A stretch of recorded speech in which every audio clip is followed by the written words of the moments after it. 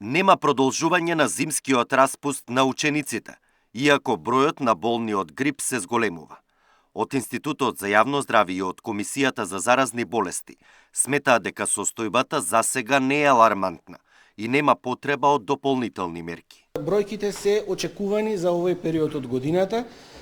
Точно е дека имаме раст неколку недели порано од она што било очекувано, но засега барем сме во една средна активност и тоа засега не дава можност да даваме некакви претерани мерки кои што би ги зафаќале граѓаните, нешто како што кажавте вие, продолжување на зимскиот распуст. Сепак, ја следиме состојбата и доколку има било каква промена, ние ќе апелираме и ќе дадеме соодветни мерки.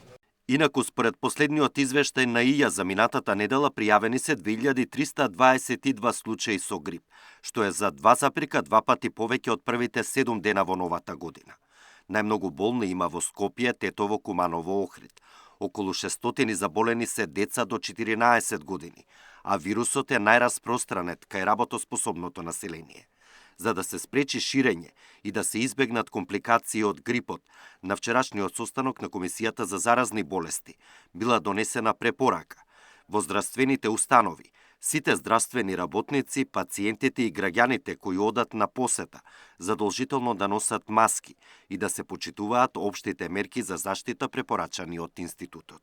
Тоа е избегнување на простории каде што има голем број на луѓе, посебно доколку се забележи дека истите имаат некакви симптоми на респираторно заболување, кашлање, кивање, да се со температура и слично.